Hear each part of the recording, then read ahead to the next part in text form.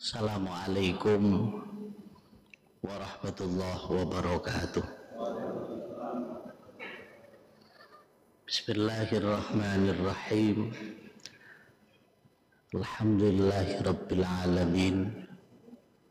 Wassalatu wassalamu ala sayyidina Muhammadin al-fatihi lima uhli wal khatimi lima sabaq nasiril haqqi bil haqq wal hadi ila siratikal mustaqim wa ala alihi haqqa qadrihi wa miqdarihil azim. Faqad qala ta'ala fi kitabihil karim, a'udzu billahi minasy syaithanir rajim, bismillahirrahmanirrahim. Ya ayyuhalladzina amanu taqullaha wal tanzur nafsum ma qaddamat lighadi wattaqullah innallaha khabirum bima ta'malun. Shadaqallahul azim. Amma ba'du.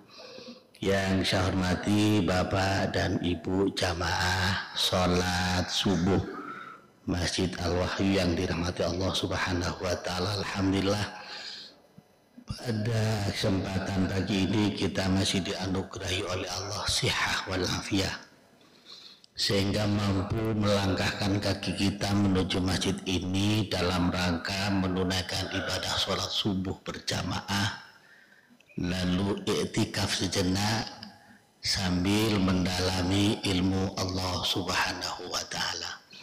Semoga kajian pada kesempatan pagi ini selalu senantiasa mendapat ridho dari Allah Subhanahu wa ta'ala. Amin Allahumma amin. Bapak hadirin jamaah yang dirahmati Allah Subhanahu wa taala, sebuah referensi Riyadhus Shalihin yang ditulis oleh Syekhul Islam Muhyiddin Abi Zakaria Yahya bin Sharafuddin An-Nawawi pada halaman 11 bab taubat. Qalal ulama'u, para ulama menyampaikan at-taubatu wajibatun min kulli dzambin.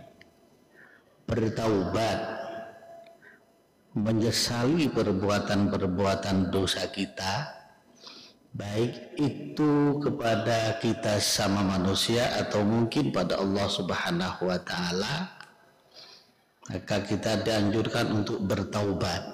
Yang taubat itu adalah wajibatun min kulli dzambin, wajib bagi mereka seluruh umat manusia yang punya dosa. Fa in kanatil ma'siyatuh, manakala dosa kita, al ma'siyah bahasa hadisnya, bainal abdi wa bainallahi ta'ala, antara hamba dan Allah Subhanahu wa ta'ala, la tata'allaku bihaqqin adami, yang tidak ada hubungan antara Allah dengan sesama manusia, hubungannya langsung pada Allah Subhanahu wa taala.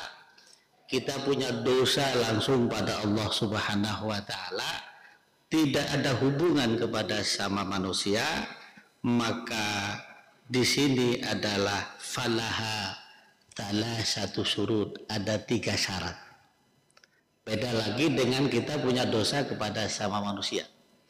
Jadi pertama, kalau kita punya dosa yang dosanya itu langsung pada Allah Subhanahu wa taala, sang Khalik, sang pencipta, maka 3 syarat itu yang harus kita penuhi. Syarat yang pertama adalah ayyuqli'ah alal ba'siyati. Pertama adalah menghentikan pekerjaan-pekerjaan kita, dosa-dosa kita kepada Allah Subhanahu wa ta'ala. Jauh lebih sulit punya dosa kepada sama manusia daripada kita dosa kepada Allah Subhanahu wa ta'ala. Kalau kita punya dosa kepada Allah, maka kita dianjurkan istighfar, mohon maaf pada Allah Subhanahu wa ta'ala. Tapi kalau dosa kita kepada sesama manusia, Pertama kata Rasulullah Muhammad sallallahu alaihi wasallam, minta maaf kepada sama manusia terlebih dahulu, lalu berikutnya pada Allah Subhanahu wa taala. Tidak bisa kita punya dosa kepada sesama manusia langsung beristighfar pada Allah Subhanahu wa taala. Selama hakul adami, hak sesama manusia tidak memberi maaf, maka saat itu pula Allah tetap menutup pintu maaf. Contoh kecil, kalau saya berjalan bersama sahabat saya, bersama keluarga saya di depan rumah bapak pagi, Ahad pagi, jalan pagi, kok di depan rumah bapak ada mangga. Contoh kecil, Pak. Saya ambil karena teman saya bawa pulang, saya makan. Maka mangga yang saya bawa pulang, buah tadi itu yang saya bawa pulang, yang saya makan bersama keluarga tadi itu artinya kan mengambil milik orang lain, hak orang lain. Selama pemilik buah, pemilik mangga itu tidak memberi maaf, selama itu pula Allah juga tidak akan memberi maaf. Maka caranya bagaimana? Datangi si pemilik buah, pemilik mangga, pemilik pohon, sampaikan, Bapak mohon izin tadi saya berjalan bersama keluarga, saya ambil mangga satu milik Bapak, saya bawa pulang dan saya makan. Kalau pemilik mangga memberi maaf, aman. Tapi kalau si pemilik mangga ngomong, ya harus bayar dong Pak. Mangga satu itu harganya katakanlah 25.000, ya harus kita bayar karena hakul adami. Tapi kalau dosa kita kepada Allah Subhanahu wa taala, contoh kecil misalnya, mohon maaf kita punya mobil baru, senang mobil baru, nyoba keliling sampai zuhur lupa, masuklah sholat asar. Dosa kita tobat kepada Allah karena memang lupa. Tapi lebih gampang istighfar yang banyak, mohon ampun pada Allah Subhanahu wa taala, maka Allah akan mengampuni. Istaghfiru rabbakum innahu kana ghafara. Istaghfiru, mohonlah ampun rabbakum pada Tuhanmu, kata Allah. Innahu kana ghafara. Sesungguhnya Allah Subhanahu wa taala Maha Pengampun. Termasuk pula punya dosa kepada orang tua, Pak. Jadi karena uang itu milik orang tua kita, milik bapak kita, milik ibu kita, di dompetnya mohon maaf, kita ambil saja itu milik bapak saja. Harus izin bapak. Jadi, ada sebuah hikayat yang menarik ibu bapak. Dalam sebuah referensi Tambihul Ghafilin yang ditulis oleh Syekh Nasr bin Muhammad bin Ibrahim Asy-Syamarkan pada halaman 84-85 insya Allah. Saat itu ada seorang anak, yang seorang anak itu lagi yusalli fi mihrabihi, lagi salat di tempat sujudnya, di tempat salatnya, namanya Jurej. Saat sang Jurej ini yusalli fi mihrabihi, salat di tempat sujudnya, salat di tempat salatnya, saja'athu ummu, ibunya datang. Saat ibu datang tadi itu, sang ibu memanggil sang anak. Sang ibu tidak faham anaknya lagi salat sunnah. Jurej. Sang Jurej sudah mulai berpikir, Allahumma ummi am sholati ya Allah. Haruskah saya memenuhi panggilan sang ibu ya Allah, sementara saya lagi sholat mustaqbilal kiblah menghadap engkau ya Allah. Haruskah saya membatalkan sholat demi panggilan sang ibu ya Allah, sementara saya lagi sholat menghadap engkau. Haruskah saya melanjutkan sholat lagi mustaqbilal kiblah, atau mungkin membatalkan sholat demi sang ibu yang saat memanggil. Kesimpulan yang diambil oleh Jurej, melanjutkan sholatnya.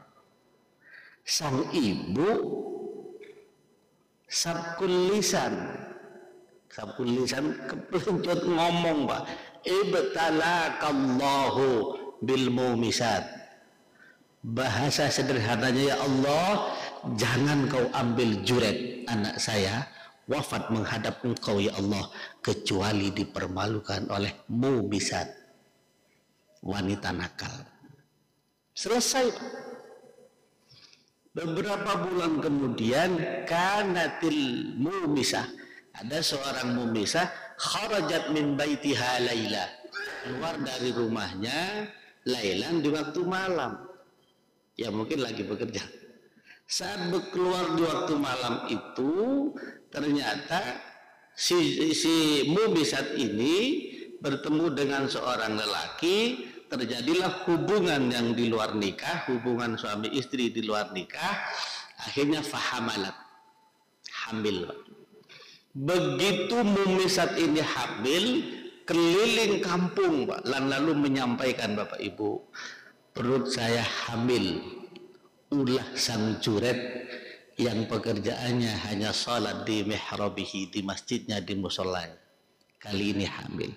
Kabar ini sampailah kepada sang raja, si Malik, si raja. Apa kata sang raja? Tunggu saja, nanti sang mumisat itu melahirkan. Tak lama kemudian si mumisat itu melahirkan. Dipanggil oleh sang raja, wahai ibu, siapa anak ini? Siapa bapak anak ini? Dengan lantang tanpa takut, sang mumisat mengatakan, bapak anak saya ini adalah Juret yang saat ini lagi ada di masjid. Perintah sang raja, panggil Juret agar supaya mempertanggungjawabkan seluruh perbuatannya ini. Begitu dipanggil sang Juret di depan sang raja, ditanya lagi sang mumisat, ibu, siapa bapak anak ini? Dengan lantang tanpa takut, si mumisat ini menyampaikan, Juret itulah bapak dari anak ini. Si Juret mengatakan tidak, tapi walam yusaddiquhu, mereka yang hadir tidak percaya. Walam yusaddiquhu, tidak percaya apa yang disampaikan oleh Juret. Akhirnya sang Juret akan dihukum, dirajam, akan dihukum rajam, dicambuk, karena dianggap melaksanakan hubungan yang amoral. Hubungan suami istri di luar nikah harus dicambuk. Saat mau dicambuk itulah sang Juret menyampaikan pada sang raja, Radduni ila ummi, wahai tuan raja, berikan kesempatan saya sebelum saya dirajam bertemu dengan ibunda tercinta. Baik, tapi tidak boleh lama dan harus dikawal. Baik. Begitu sang Juret ini sampai di depan ibunda tercintanya, kayak seorang anak memanggil ibu kesayangan, ya ummah. Kata sang Juret, innaki qad da'awtillaha fastajaballahu da'wataki. Engkau wahai ibundaku, beberapa bulan kemarin berdoa untuk saya, yang doanya itu dikabulkan oleh Allah Subhanahu wa ta'ala. Sebentar lagi saya akan dihukum rajam. Maka oleh sebab itu, wahai ibundaku, kata Juret, fada'illah, berdoalah engkau kepada Allah Subhanahu wa ta'ala agar supaya hukuman rajam itu tidak terjadi pada diri saya. Sang ibu menangis. Sang Juret bersimpuh di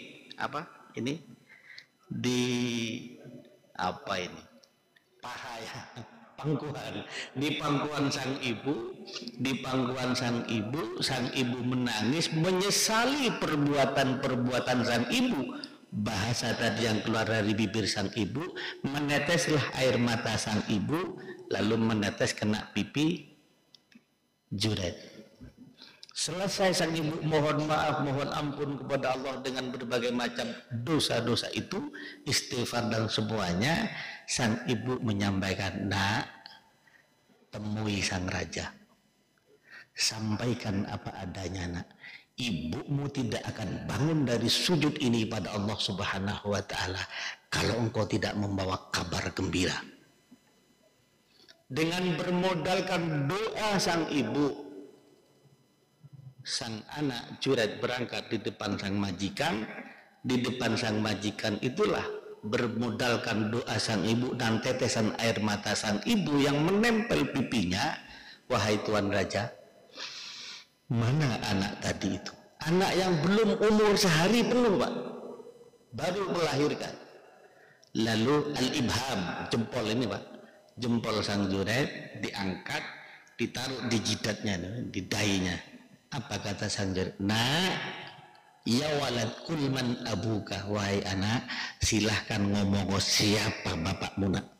Dengan izin Allah, sang anak yang belum umur sehari genap ini menjawab, abi ra'id do'n janibal masjid.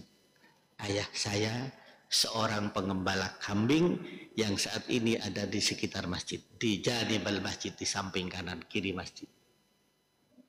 Doa sang ibu, Pak. Doa sang ibu yang menghantarkan Juret itu begitu. Maka berhati-hatilah bapak dan ibu orang tua di saat menyampaikan sesuatu bahasa kepada anak kita. Mungkin lebih pas ngomongnya begini, Bun. Nah, semoga engkau menjadi orang yang penghafal Al-Quran ya nak. Ya Pak ya. Daripada ngomong ibtalakallahu bil mumisat, ya Allah jangan kau ambil anakku Juret ya Allah wafat sebelum dipermalukan oleh mumisat. Nah, semoga kau hafal Quran ya sayang. Semoga kau menjadi imam Masjid Al-Wahyu nak. Semoga kau suaranya enak kayak imam kita di Masjid Al-Wahyu nak. Doa sang ibu. Sehingga doa ummi ila waladiha kadu'ain nabi ila ummatihi. Doa seorang ibu, doa orang tua terhadap anaknya, kadu'ain nabi ila ummatihi, laksana doa seorang nabi terhadap umatnya. Bagaimana kalau Rasulullah yang berdoa, Nabi yang berdoa untuk umatnya, maka la hijabah, tidak ada penghalang antara bibir Nabi dengan Allah Subhanahu wa taala kepada umatnya, termasuk doa bapak dan ibu kita kepada Allah Subhanahu wa taala terhadap anaknya. Jadi ayyakla'ah anil maksiyah. Jadi menghentikan maksiat kepada Allah Subhanahu wa taala. Dalam sebuah referensi ini juga halaman 13 ada sebuah hikayat menarik Bapak.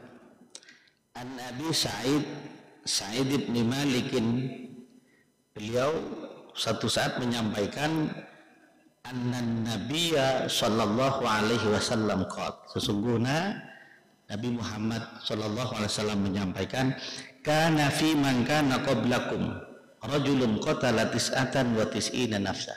Satu saat ada seorang pembunuh, Pak. Yang seorang pembunuh itu membunuh tis'atan wa tis'in, membunuh 99 orang. Raja tega berarti, Pak. Pembunuh 990 orang ini lalu menyesali perbuatan-perbuatan dosanya.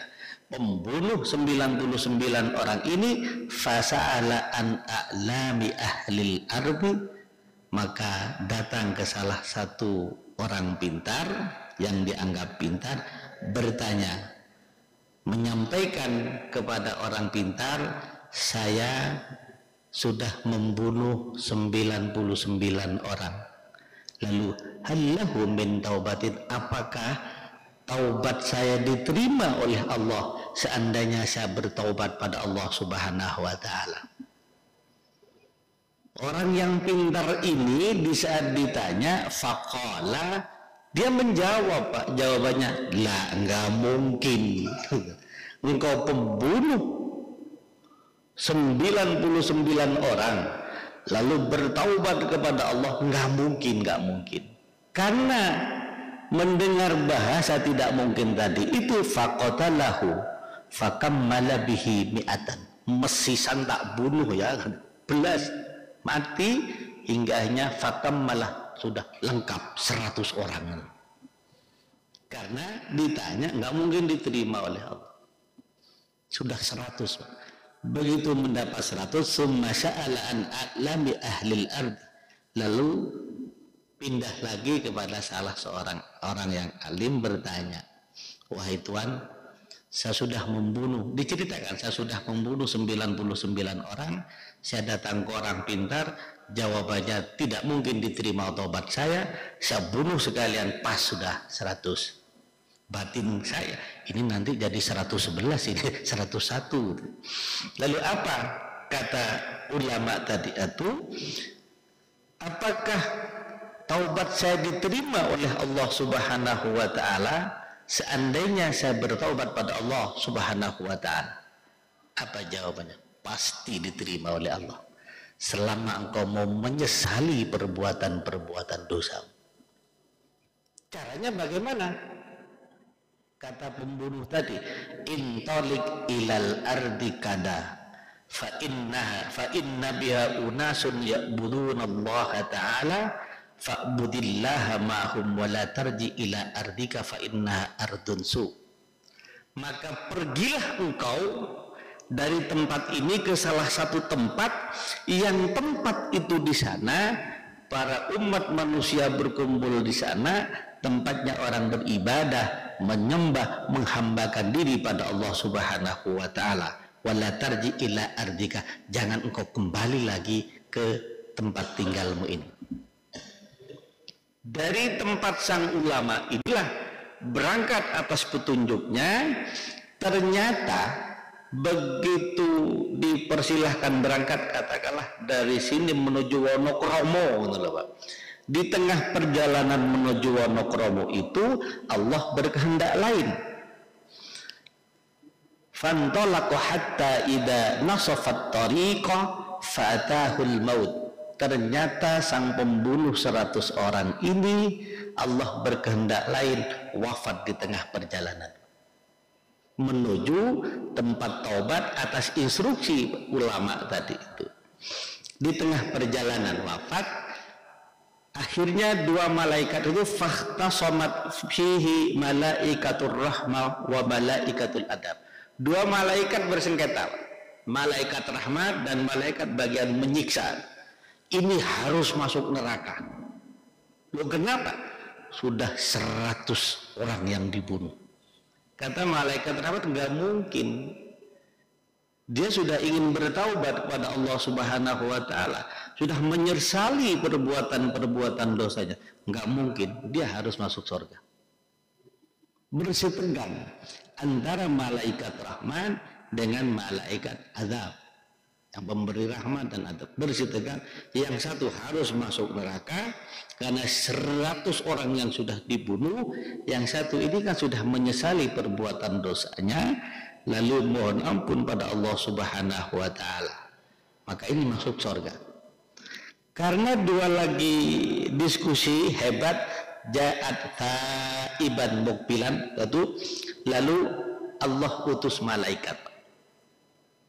Allah utus malaikat lalu menyampaikan kedua malaikat adab dan malaikat rahmat itu, begini saja, nggak usah bersih, nggak usah diskusi, ayo ukur, Pak, antara berangkat dari rumah sang ulama ini menuju Wonokromo tempat bertaubat tadi itu lebih dekat kemana? Lebih dekat ke berangkat atau lebih dekat mau nyampe sana tempat bertaubat? Diukur, Pak. Setelah diukur dan diukur, ternyata kisu ma bainal ardaini fa ila ayyihima kana adna fa huwa lahu qasu. Setelah dihitung, Bapak, ternyata fawajaduhu adna ilal ardil lati arada faqabadatul malaikatur rahmah. Ternyata pembunuh yang wafat ini lebih dekat pada tempat untuk bertaubat atas perintah sang ulama tadi itu, kurang lebih nggak sampai 1 meter bahasa Indonesianya. Itu akhirnya kesimpulannya adalah dimasukkan surga, kata Allah Subhanahu wa taala, karena sudah menyesali dosa-dosanya. Mohon ampun pada Allah Subhanahu wa ta'ala. Maka di saat kita berlumuran dengan dosa, marilah kita berenang di lautan ampunan Allah. Percayalah ampunan Allah jauh lebih besar daripada siksanya. Istaghfiru rabbakum innahu kana ghafara. Istaghfiru, mohonlah ampun rabbakum pada Tuhanmu, kata Allah. Innahu kana ghafara, sesungguhnya Allah Subhanahu wa ta'ala Maha penerima taubat.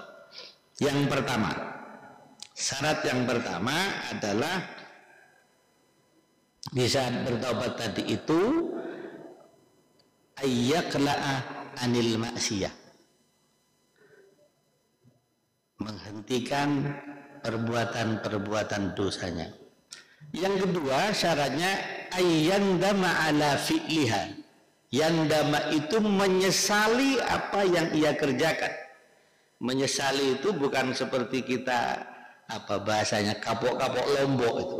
Kalau hari ini ada bakso lewat, kita beli bakso, pedes dimakan, kapok pokoknya kapok. Tapi besok lagi ada yang lewat, ingin lagi itu loh. Jadi ayyandama ala fi'liha. Jadi menyesali perbuatan-perbuatan dosanya. Tidak akan mengulangi perbuatan yang sudah dikerjakan. Syarat yang kedua.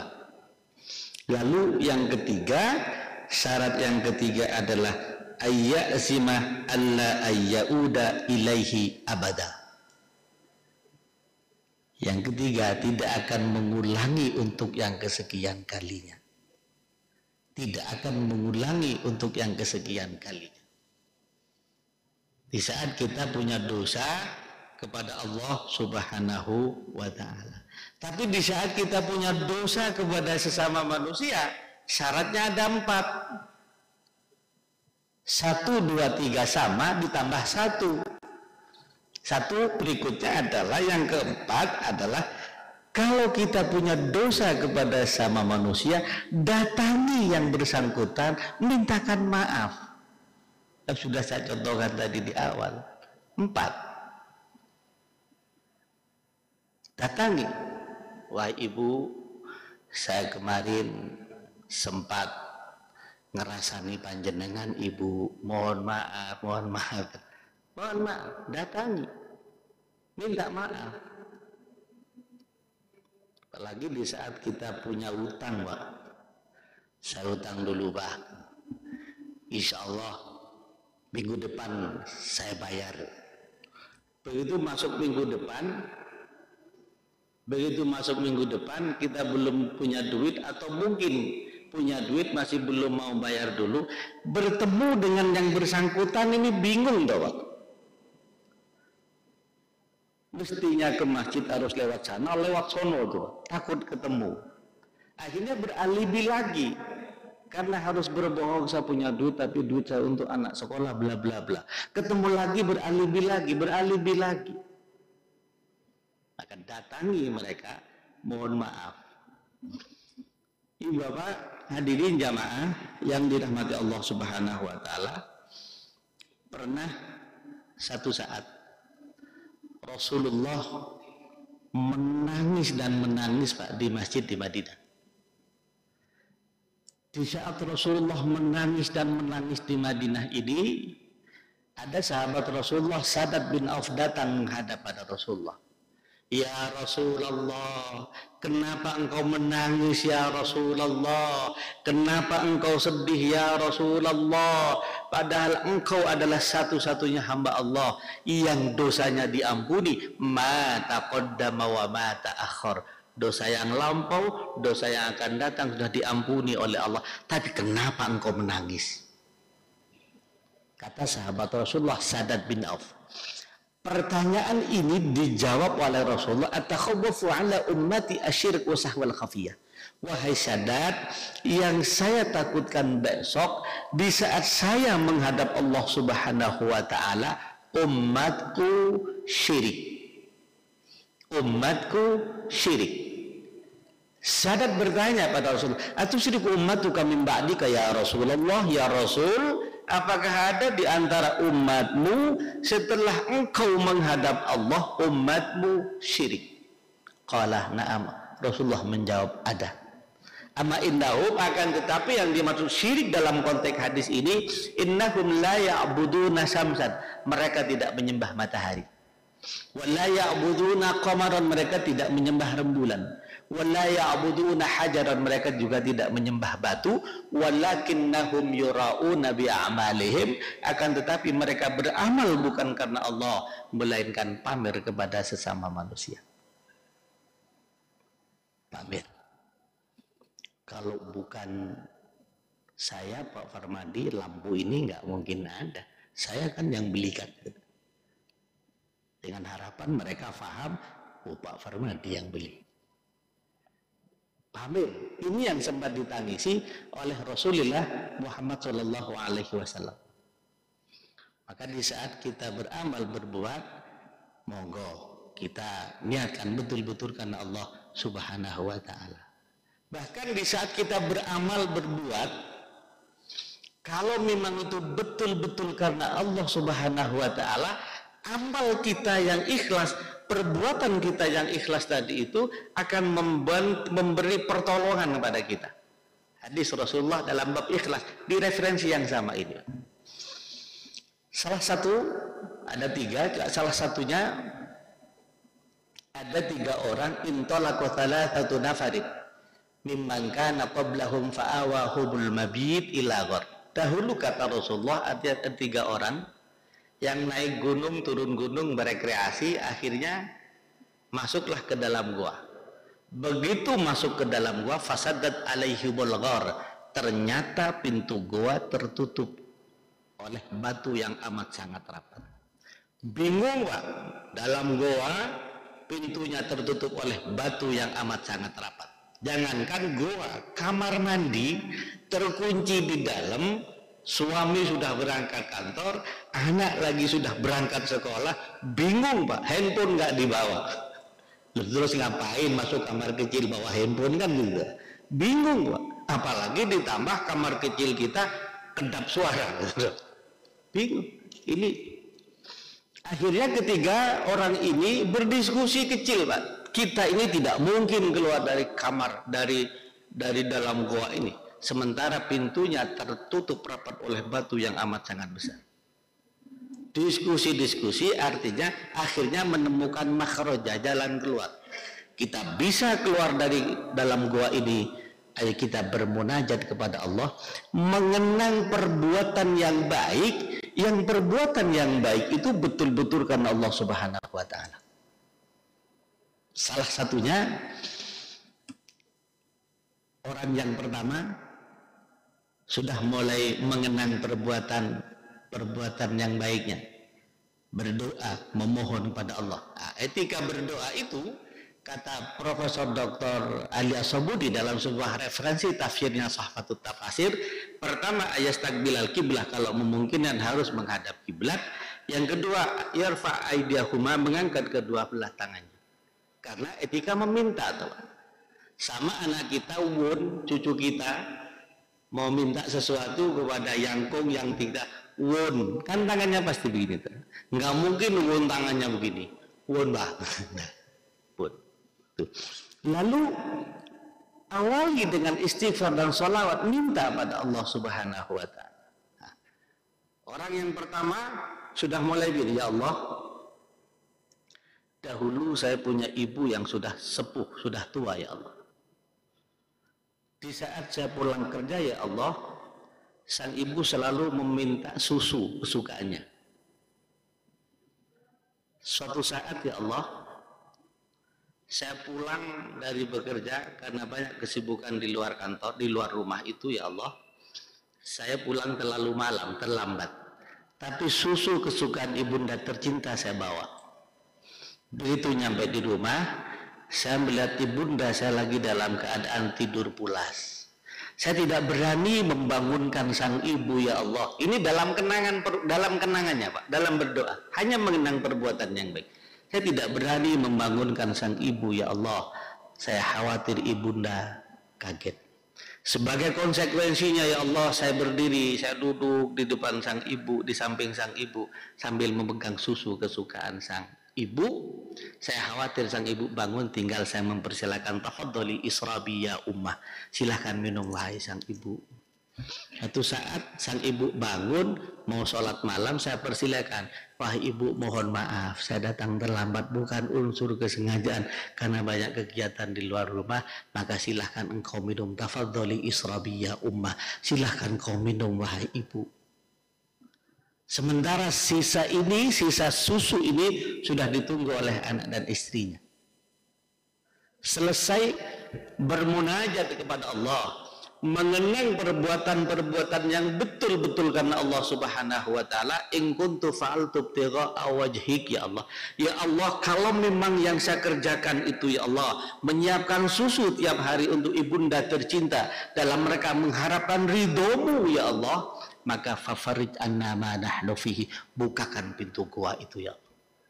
Ternyata pintu gua itu fanfarajat syai'ah, pintu gua itu terbuka syai'ah, sedikit Pak. Karena hanya terbuka sedikit, innahum la yastati'unal khurud minhu, mereka belum bisa keluar karena hanya fanfarajat, buka sedikit. Berikutnya yang ketiga, ya Allah, sudah mulai bermunajat. Saya dahulu pernah cinta kepada putri paman saya ya Allah. Asaddu hubban ilayya, sangat saya mencintai ya Allah. Sangat mencintai. Suatu saat ya Allah, saya ingin mengajak putri paman saya itu, sepupu ya, putri paman saya itu ya Allah, untuk melakukan hubungan yang amoral. Mau saya kasih uang 300 dinar saat itu. Tapi di saat uang itu mau saya kasihkan, saya mengajak hubungan yang amoral, putri paman saya menyampaikan, Mas, hubungan kita belum diikat oleh akad nikah, haram hukumnya. Karena nikah itu ialah Profesor Dr. Wahab Az-Zuhaili dalam sebuah referensi fikihnya, akdun yatadammanu ibahat watin bilaftil inkah wat tazwid, ialah belum ada hubungan akad nikah. Maka karena saya diingatkan oleh putri paman saya itu ya Allah, uang yang 300 tadi itu saya berikan ikhlas karena Allah, karena saya diingatkan. Maka in kuntu fa'altu ibtigha'a wajhik, dalam permohonannya ya Allah, kalau uang yang 300 dirham saya berikan itu ya Allah karena mengharapkan ridhomu ya Allah, karena saya diingatkan oleh putri paman saya Allah, hingga akhirnya saya tidak melaksanakan hubungan yang amoral, fafarij anna ma nahnu fihi, bukakan pintu goa itu ya Allah.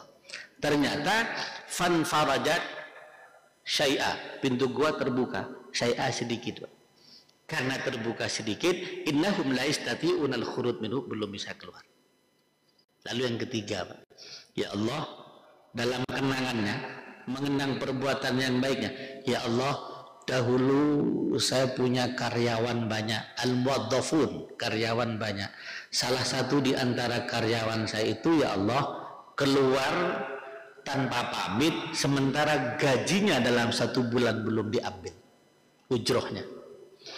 Gaji yang 1 bulan belum diambil ini ya Allah, saya kembangkan menjadi sapi, onta dan kambing termasuk tempatnya, milik sang muwaddaf yang keluar tanpa pamit itu ya Allah. Suatu saat beberapa tahun kemudian sang muwaddaf datang, wahai Tuhan, saya dulu adalah muwaddaf panjenengan, karyawan panjenengan, iya. Saya keluar tanpa pamit, iya. Maka gaji saya dalam 1 bulan belum saya ambil, iya. Saya butuh uang itu sekarang, saya datang untuk minta gaji saya. Betapa terkejut sang pemuda yang ketiga ini, orang laki yang ketiga ini, begitu sang majikan menyampaikan sapi, onta dan kambing itu milik engkau, tafaddal khud, silahkan kau ambil, itu gajimu yang 1 bulan belum diambil, saya kembangkan menjadi itu termasuk tempatnya. Maka in kuntu fa'altu ibtigha'a wajhik ya Allah, dalam doanya, kalau yang saya kerjakan ini betul-betul karena mengharapkan ridhomu ya Allah, maka fafarij anna ma nahnu fihi, bukakan pintu goa ini ya Allah. Ternyata begitu selesai memohon bermunajat kepada Allah, bukan fanfarajat, fanfatahat, pintu goa itu terbuka lebar, fanfatahat. Karena sudah terbuka lebar, wa yakhrujuna yamshawna jami'a, mereka bertiga keluar karena bermunajat kepada Allah dengan mengenang perbuatan-perbuatan yang betul-betul karena Allah Subhanahu wa ta'ala. Di Riyadhus Shalihin bab pertama, bab ikhlas. Hadirin, semoga kajian singkat ini bermanfaat bagi diri saya pribadi dan bagi para jamaah pada umumnya. Mari kita bermohon dan berdoa kepada Allah, semoga apa yang kita inginkan, apa yang kita cita-citakan selalu senantiasa dikabul dan diterima oleh Allah Subhanahu wa ta'ala. Kita doakan saudara kita, muslim kita, muslimah kita, barangkali yang ada yang diuji sakit oleh Allah, mudah-mudahan diberi kesembuhan oleh Allah Subhanahu wa ta'ala hingga akhirnya mampu beribadah, beraktivitas, menghambakan diri pada Allah Subhanahu wa ta'ala. Amin, Allahumma amin. Allahumma salli ala Sayyidina Muhammad wa ala ali Sayyidina Maulana Muhammad. Walhamdulillahi Rabbil Alamin. Assalamualaikum ya Rasulullah. Assalamualaikum ya Rasulullah. Assalamualaikum ya Rasulullah. A'inna bi quwwatillah wa amdunna bi nadratillah ya Rasulullah. Allahumma ya Rabb Jibril, Mikail, Israfil, Israel, Muhammadin sallallahu alaihi wasallam. Ijma' bainana wa baina Rasulillah kama jama'ta baina ar-ruhi wan nafasi zahiran wa batina. Waj'al Rasulullahi ruhan lidati bainina min jami'il wujuh. Ya azim ya azim ya azim ya azim ya jami'an nasi la min la raiba fi. Inna Allah la yukhliful mi'ad. Rabbana atina fid dunya hasanah wa fil akhirati hasanah wa qina adzaban nar wa adkhilnal jannata ma'al abrar ya azizu ya ghaffar ya rabbal alamin. Walhamdulillahi rabbil alamin bi hurmatil Fatihah.